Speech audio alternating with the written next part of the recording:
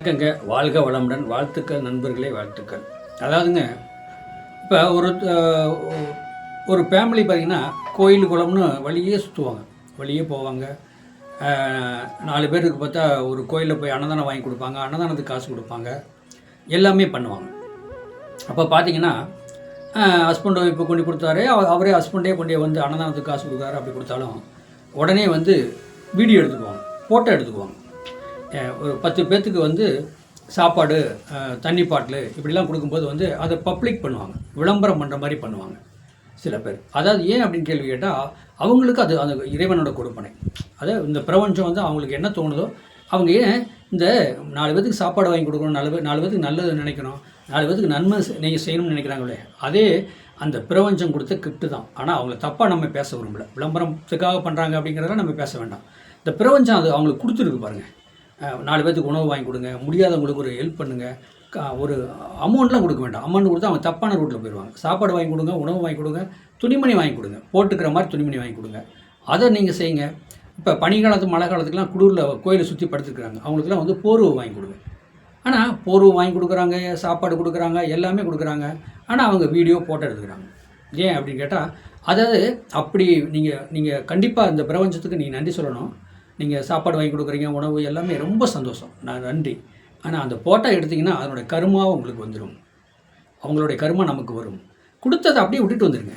நீங்கள் கொடுக்குறத அவங்ககிட்ட நீங்கள் என்ன கொடுக்குறையோ, குளிருங்கிறாங்களா போர்வை எடுத்து கொடுங்க, அவங்களுக்கு உணவு சம்மந்தப்பட்டது வாங்கி கொடுங்க. அங்கே கொடுத்தோன்னே நீங்கள் வாட்ட கைவெளிட்டு வந்துடணும். ஏன்னா அதை தொடர்ந்து நம்ம ஃபோட்டோவோ அது வீடியோவோ எடுத்தோ அதை பப்ளிசிட்டி பண்ணோம்னா அதனுடைய கருமா வருது. அதை நான் நிறைய சாதத்தில் பார்த்துக்கிறேன், அது அப்படி வருது. சரி, அப்போ இப்போ இதில் பாருங்கள், இதில் என்ன ஒரு காரணம் அப்படின்னா, அப்படி செய்யக்கூடாது அப்படிங்கிறது, நீங்கள் செய்கிறது ரொம்ப சந்தோஷம், அதில் வந்து நன்மை தான் நடக்கும், உங்களுக்கு தீமையில் நடக்கும். அது மாதிரிங்க, நீங்கள் நன்மை செய்யுங்க, 4 பேர்த்துக்கு உதவி செய்யுங்க, உங்கள் கர்மா கழியும். அதே நேரத்துக்கு வந்து இந்த பப்ளிக்கு இதெல்லாம் கொஞ்சம் வச்சுங்க. ஏன்னா அதனால் வந்து உங்கள் கர்மா அவங்ககிட்ட என் கர்மா நீங்கள் வாங்கிட்டு வரீங்க.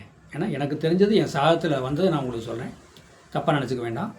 நீங்கள் உதவி செய்யுங்க. இப்போ கோயிலுக்கெல்லாம் போகிறீங்க, நிறைய உட்காந்துருப்பாங்க, அவங்களுக்கு ஒன்றால் சாப்பாடு, உணவு, ஒரு 4 இட்லி, அது உணவு சம்மந்தப்பட்டது கொடுங்க. காசு கொடுக்கறத விட உணவு கொடுங்க. துணிமணி வேணால் துணிமணி எடுத்து கூட கொடுங்க. கொஞ்சம் நாள் டக்குன்னு போய் கடையில் போய் எடுத்து வந்து ரெடிமேடெலாம் எடுத்து கொடுங்க, போட்டுக்கிட்டோம். அதெல்லாம் வந்து உங்களுக்கு நன்மை தான், ஆனால் தீமை கிடையாது. ஆனால் அவங்கள ஃபோட்டோவோ வீடியோ எடுத்துகிட்டு வந்தாலும் அந்த கர்மா நமக்கு வரும்னு சொல்கிறாங்க. சாதப்படி அப்படி தான் இருக்குது. இப்போ ஒருத்தர் பாருங்களேன், நிறைய செய்வார், கோயிலுக்கு அன்னதானம் பண்ணுவார், கோயிலில் இருக்கிற குருக்களுக்கெல்லாம் என்னென்ன வேணுமோ எல்லாமே செய்வார். கோயிலுக்கு என்ன வேணும்னு நீங்கள் ஒரு லிஸ்ட்டு போட்டு கொடுங்க, நான் வாங்கி கொடுக்குன்னு மனைவி கூட தெரியாதுங்க. மனைவி கூட தெரியாமல் கோயிலுக்கு செய்கிறது, கோயிலுக்கு முன்னாடி இருக்கிற அனைத்து அவங்களுக்கு சாப்பாடு, உணவு என்னென்ன வேணுமோ எல்லாமே வாங்கி பண்ணி கொடுப்பார். எல்லாம் நின்று கேட்பார், உங்களுக்கு என்னென்ன வேணும்னா உடனே அவர் ஃபோன் பண்ணி ஆர்டர் பண்ணி கூட இருந்து எல்லாமே சப்ளை பண்ணிட்டு போவார். எப்படி அவங்க மட்டும் ஏங்க அப்படி பண்ணுறாங்க அப்படின்னா, 2ஆம் இடத்துல குரு இருந்தால் அன்னதானம் பண்ணுறது, ஒருத்தருக்கு உதவி செய்கிறத வெளியே காட்டவே மாட்டாங்க, வெளியே காட்டிக்கவே மாட்டாங்க.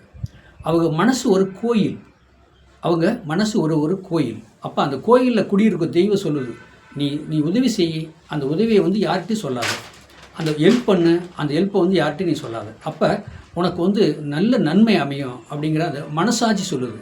மனசாட்சி சொல்கிறனால 2ஆம் இடத்துல குரு இருந்தாலே, 2ஆம் இடத்துல குரு பார்த்தாலே, அப்போ குரு லக்கணத்தை பார்த்தாலோ, குரு லக்கணாதிபதியை பார்த்தாலோ அன்னதானம் பண்ணுவாங்க, உதவி செய்வாங்க, ஹெல்ப் பண்ணுவாங்க, வெளியே தெரியாமல் பண்ணுவாங்க.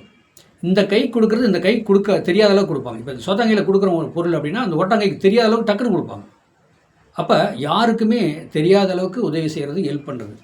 அப்போ 2ஆம் இடத்துல குரு இருந்தாலே, 7ஆம் இடத்துல 1, 5, 9 குரு இருந்தாலே, குரு பார்த்தாலே அந்த வந்து என்னென்னா, குருன்னா தெய்வம் அனுக்கிறவங்க உள்ளதோ, அவங்க மனசாட்சி சொல்லும், நீ கொடுக்குறத வந்து ஆட்டி காட்டாத, சொல்லாத அப்படிங்கிறத என் மனசே சொல்லும். அது மாதிரி தான் கொடுத்துட்டு வருவாங்க. அதாவது ஒரு உதவி செய்கிறத வெளியே தெரியாமல் செய்கிறது வந்து குரு 2ஆம் இடத்துல இருந்தாலோ, குரு லக்கணத்தை பார்த்தாலோ, லக்கணாதிபதி பார்த்தாலோ, அவங்க உதவி செய்தால், ஹெல்ப் பண்ணால் யார்கிட்டையும் எதுவும் சொல்ல மாட்டாங்க. வாழ்க வளமுடன்.